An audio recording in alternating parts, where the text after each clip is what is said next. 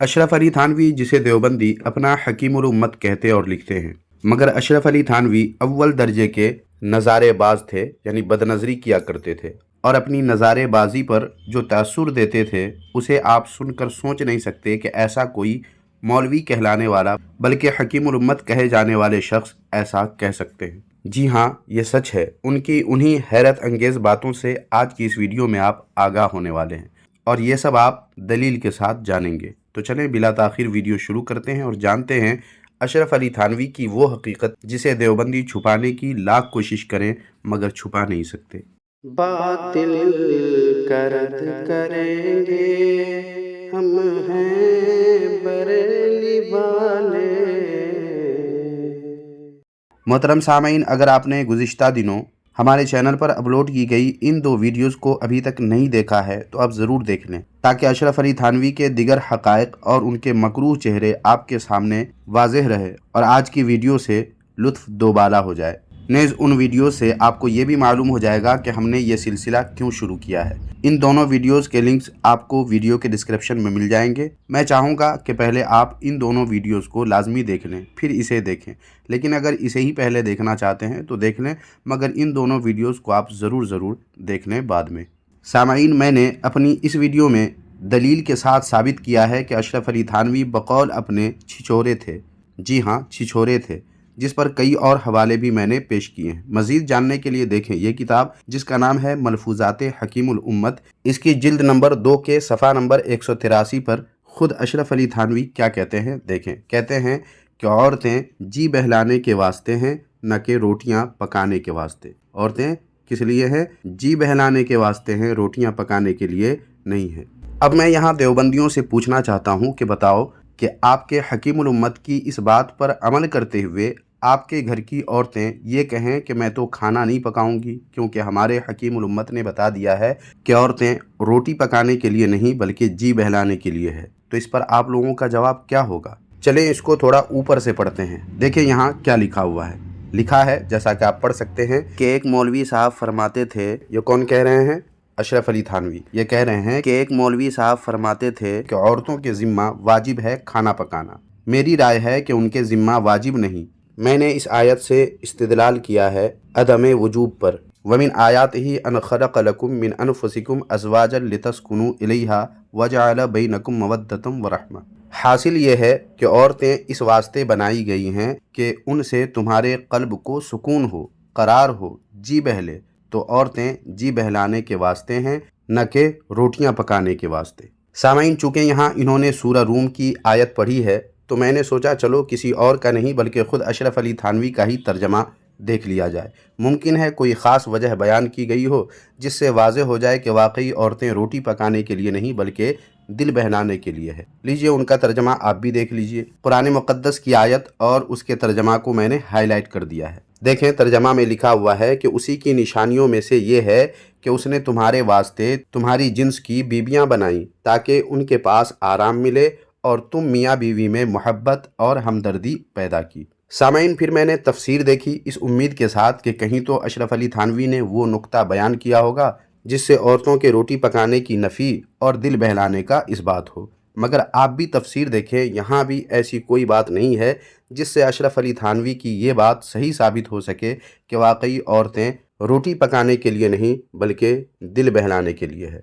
मतलब ये कि झूठ और मक्कारी करके या बाल्फाज़े दिगर गलत बयानी करके अशरफ अली थानवी अपने दिल में औरतों के मुताल्लिक़ जो ख़यालात पनप रहे थे या पाले हुए थे उसका इजहार उन्होंने कर दिया। इससे उनकी जहनीत का आपको बखूबी अंदाज़ा हो चुका होगा। सामाईन, अब आइए कुछ और हवाले मुलाहिज़ा फरमा लीजिए। देखें, यह है किताब मलफूज़ाते हकीमुल उम्मत, जिल्द 18 के सफ़ा नंबर 85 पर देखें क्या लिखा हुआ है। ये अशरफ अली थानवी कहते हैं कि मैं घर के आदमियों को लेकर बगर्ज़ इलाज एक मरतबा लखनऊ गया। जिस मकान में क़याम हुआ वो मर्दाना था, मगर ज़रूरतन मैंने उसको जनाना कर लिया था। खिड़कियाँ बंद रहती थीं, उसकी कुर्सी ऊंची थी, इसलिए क़ुर्बो जवार के मकानात पस्त मालूम होते थे। एक मरतबा इत्तेफाक से खिड़की खुल गई और मेरी नज़र पड़ोस के मकान के सहन में बिला कस्द जा पड़ी तो देखा कि एक औरत जो नहायत बनाव सिंगार किए हुए और कीमती लिबास पहने हुए पलंग पर बैठी है और सामने एक मर्द नहायत सियाह बदशक्ल मैले कुचैले कपड़े पहने खड़ा है। मुझे नहायत ताज्जुब हुआ कि ये औरत शरीफ और मालदार मालूम होती है, जैसा कि लिबास वगैरह से जाहिर है, और ऐसी बेपर्दगी के साथ अजनबी के सामने मौजूद है। मैंने और दोस्तों से जिक्र किया। उन्होंने कहा कि साहब, यहाँ तो रिवाज यही है, ऐसे शख्सों से यहाँ पर्दा बिल्कुल नहीं है, उनको पर्दा के काबिल नहीं ख्याल किया जाता। सामईन, गौर करें कि ये हकीमुल उम्मत और मुजद्दिदे मिल्लत कहलाते हैं, मगर हालत क्या है? खिड़की से दूसरे के घर में झांक रहे हैं और इतने गौर से देख रहे हैं कि सारा मामला इन्होंने समझ लिया। अलबत्ता ये ज़रूर है कि इस हवाले में एक जुमला है, बिला कस्द, तो इसे डूबते को तिनके का सहारा बनाकर देवबंदी जान छुड़ाने की नाकाम कोशिश करेंगे। इसलिए बिला कस्द नज़र का मतलब क्या होता है, ये भी देवबंदी ही के घर से मुलाहिज़ा फरमा ले। देखें ये किताब, जिसका नाम है बदनज़री एक संगीन और ख़तरनाक गुनाह। इसके सफ़ा नंबर 14 पर देखें क्या लिखा हुआ है। लिखा है, अगर अचानक से किसी नामहरम पर निगाह पड़ जाए तो अहादीस व रिवायात में उसको मुआफ़ करार दिया गया है, बशर्ते कि पहली मरतबा कसदन निगाह न डाली गई हो, नज़र को फ़ौरन हटा लिया जाए, अगली निगाह न डाली जाए। लेकिन यहाँ मामला क्या है? बिला कसद का जुमला तो इस्तेमाल कर लिया, मगर सारे मामलात को खूब अच्छी तरह उन्होंने देख लिया। क्या इसी का नाम बिला कसद नज़र है? सामईन, अब मामला बिल्कुल साफ़ हो गया कि अशरफ अली थानवी कसदन बदनज़री करते रहे और मामला को इतनी देर तक और इतने गौर से देखा उन्होंने कि सारा मामला अच्छे से समझ लिया कि कौन है, रंग कैसा है, बनाव सिंगार और कपड़े कैसे हैं, सब देख लिया उन्होंने। और इस तरह अपने बदनज़र होने का खुद अशरफ अली थानवी ने खूब इजहार किया। सामईन, बात अगर इतनी ही रहती तो किसी तरह इसे नज़रअंदाज किया जा सकता था, मगर ऐसा मुमकिन नहीं है, क्योंकि अशरफ अली थानवी बदनज़री के ऐसे रसिया थे और बदनज़री की ऐसी लत उनको पड़ी थी कि इसके लिए रात में दूसरे के घर में घुसकर औरत को देख देख कर अपनी आँखें सेंका करते थे, जिसका इजहार उन्होंने खुद किया है। मगर किस तरह, आइए देखते हैं। इसके लिए देखिए ये किताब, जिसका नाम है मवाइज़े अशरफिया, और इसकी जिल्दोम के सफ़ा नंबर 365 पर देखें क्या कहते हैं खुद अशरफ अली थानवी। देखें, कहते हैं कि मैंने एक बड़ी बी को देखा जो अपने बच्चों को बहुत चाहती थी। रात सब बच्चों को अपने ही पलंग पर लेकर सोती थी। जब औलाद ज़्यादा हुई तो पलंग के बजाय फर्श पर सबको लेकर सोती थी, और रात को ये हालत थी कि बार बार उठकर सबको हाथ से टटोलती थी कि सब ज़िंदा भी हैं या नहीं, और अगर कभी किसी को ज़रा तकलीफ़ हो गई तो बस सारी रात की नींद उड़ गई।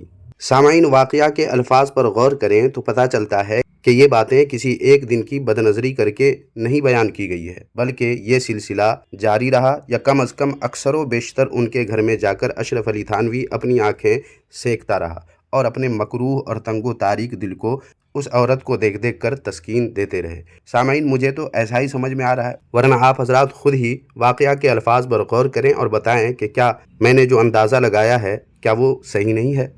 अलमुख्तसर ये कि अफसोस मुझे इस बात पर है कि बदनज़री के इस मरीज़ अशरफ अली थानवी, जिन्हें देवबंदी हकीमुल उम्मत कहते हैं, इन्होंने बड़ी बी को भी नहीं बख्शा और उनको सोते देख देख कर अपनी आँखें रात भर सेकते रहे, और उनका यह सिलसिला अक्सर रहा, जैसा कि वाक़या से ज़ाहिर हो रहा है।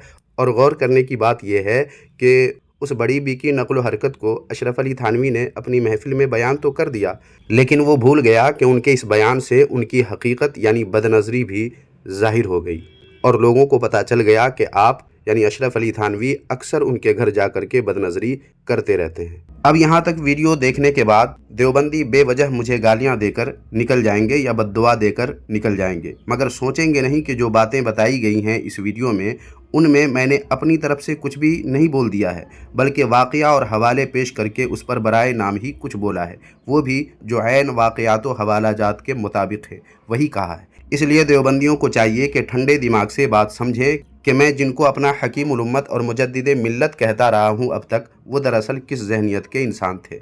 अब इस बात को एक मिसाल के साथ समझें। अगर आपकी मस्जिद के इमाम आपके घर में रात में जाकर आपके अशरफ अली थानवी ही की तरह रात भर और अक्सर व बेशतर रातों को जाकर आपके घर की औरतों को देखा करें, जैसा कि इस वाक़या में आपने सुना और पढ़ा है, तो क्या अपने उस इमाम को आप बर्दाश्त करेंगे अपने गाँव में? अगर हाँ, फिर तो कोई बात ही नहीं है, आपके दिल में जो आए वो कीजिए। और अगर आप अपने इमाम की इस हरकत को बर्दाश्त नहीं कर सकते, और यकीनन कोई भी गैरतमंद इंसान इसे बर्दाश्त नहीं कर सकता, तो अशरफ अली थानवी जिसके भी घर में घुसकर ये काम करते रहे, उसे आप कैसे बर्दाश्त कर ले रहे हैं? کیا آپ کی عقل کام نہیں کر رہی ہے؟